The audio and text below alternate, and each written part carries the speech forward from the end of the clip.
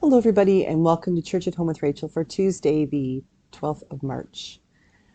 As I am recording this, it's late on Monday afternoon, and I've spent a good day, a lot of which was sitting down with Cheryl, who is an incredible priest and associate person, helping me out. She's like an assistant. She's my right hand and my left hand. And another incredible priest, Chris Evans, who has he is just the personification of what it is to be a priest. He is energetic and desires to do the best for God and to serve Christ in any way he can. And he is so incredibly willing to say yes when his bishop-elect calls. I'm feeling overwhelmed at this moment. 1 week from when I'm recording this, we will be hopefully wrapping up a rehearsal and preparing for 1 week and 2 hours and 15 minutes from now.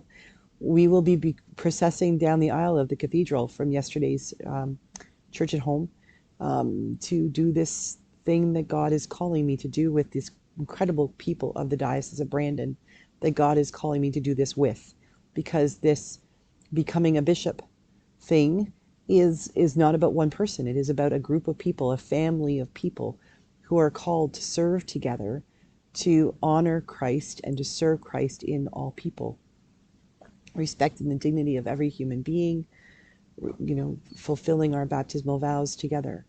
And as we celebrate that, we do so not just for one person, but as we move together as a community. And I am overwhelmed. I had many teary moments as we were planning the consecration bulletin, the liturgy bulletin, looking at hymns and thinking, who could we ask to participate? What can we do? I wish there was a way that I could ask every single person that I've met along this journey to participate, and that's just not the way this can happen. But in being able to celebrate this and to be able to reach out to people in the hope and the promise that I will get to work with them and we will do things together. Even if we can't do it together next Monday, we'll do things together in the years to come. In my office here, there's like a mini boardroom table that can sit 4 or maybe 5 people around. And it's a great place to sit and have coffee with people and to consider the work we're called to do and to consider who we are called to be. So far, I've had one conversation with a layperson and a couple of conversations with priests around this table. And I am in keeping with yesterday's video about the feeling of a room, of the walls holding the stories, the prayers. Very much feel this. I'm privileged to follow in the footsteps of an incredible, incredible priest and bishop, Bishop William Cliff, who is the gentleman, if he's furthest, bottom row, furthest to my left there. He's got the darkest background, I think. He's the one with the black beard on the bottom picture.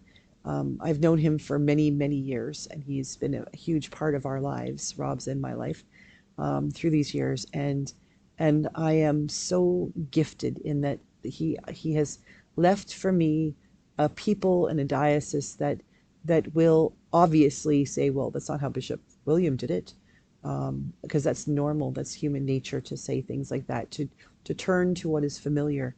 But he has left this diocese in such a position that the people are willing to love me.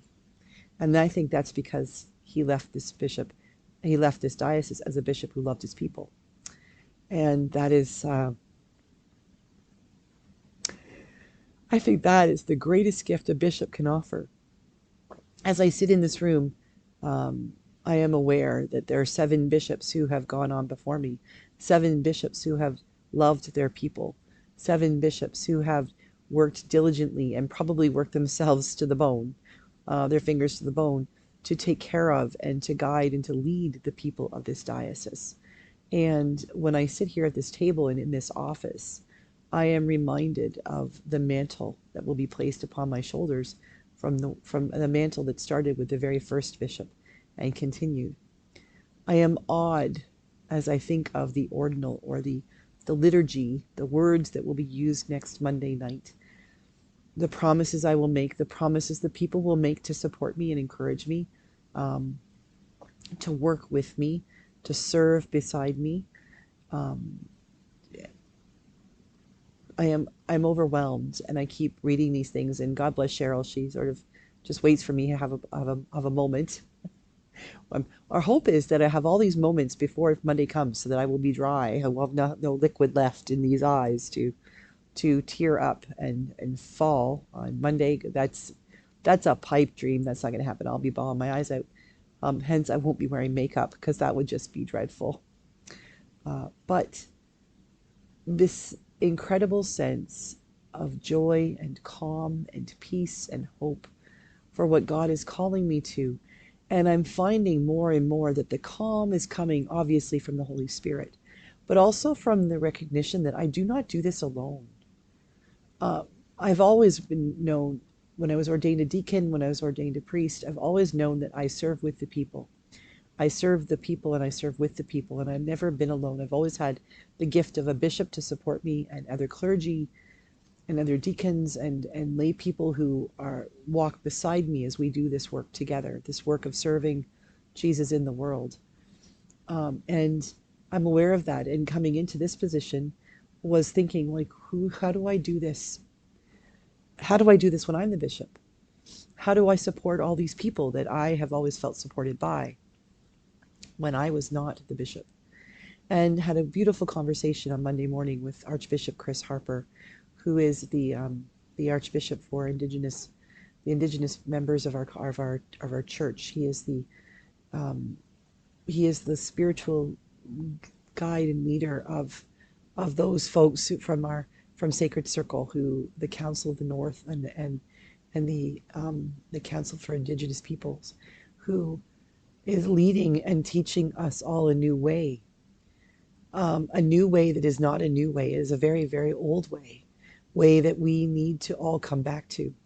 And I am reminded, and he reminded me, that I do not do this alone. I do this with the cloud of witnesses, with the bishops who have gone on before me, who have paved the way, have presented me with ways that have happened and things that have been good, but also those bishops who I will serve with on House of Bishops, bishops who are currently serving their diocese, bishops who offer their support, their wisdom, and most importantly, their prayer to encourage me as I move forward into this new role.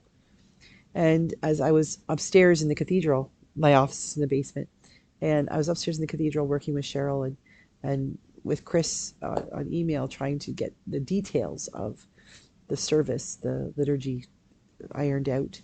When I came down later in the day to my office and looked in the door, the first thing I see is the 7 bishops who have gone before me. And it is a reminder to me to be humble. It is a reminder to me that I do not do this alone. It is a reminder to me that I am called to follow in the footsteps of those who have gone before me, but to follow in the footsteps of Christ. That everything I do must be about serving Jesus Christ in the world and being Christ as much as possible for others, for those whom I serve, for those I work with and serve with, for all those who will look upon us and wonder, what are they doing in their fancy, funny looking robes? What are they doing when they gather on a Sunday morning when they could be sleeping in that big Gothic building? We are called to remember who it is we are here for. And as I walk in every day, when I walk into this office and see these august gentlemen hanging on my wall, I am reminded that they were human beings, that they had senses of humor and families and friends, that they had the problems of being bishop, they had the joys of being bishop, and that they have handed down their wisdom to me through the stories that are told in this diocese, through the paperwork that abounds in this diocese, through the history and the future that they helped to create in this diocese. And I realize that this is what I take on as bishop, but it really is what we all take on as people.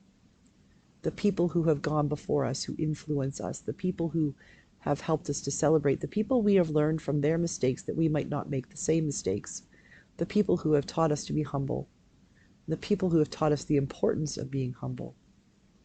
So as I go through this week, preparing for next Monday, I pray that I will know humility and that I will recognize the gifts that are surrounding me when the bishops lay their hands upon my head, when I am consecrated a bishop and included in a group of people who believe deeply, who serve sacrificially in many ways, who are willing to give of themselves completely because of the Jesus, because of the Christ that we believe in, because of the Lord whom we have chosen to serve.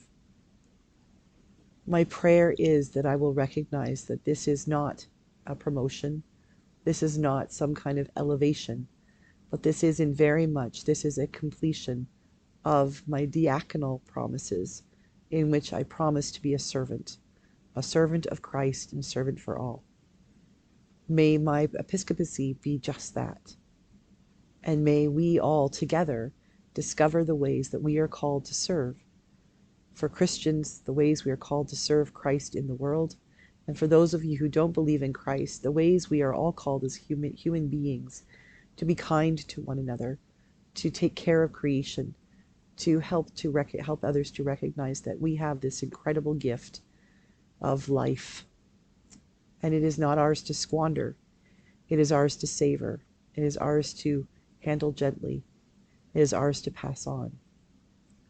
So as you go about your day today, I pray that you will recognize the many people who have gone before you, the gallery of people in your life who have helped you to become the person you are becoming, or who have helped you to do the work that you are called to do, whatever that might be.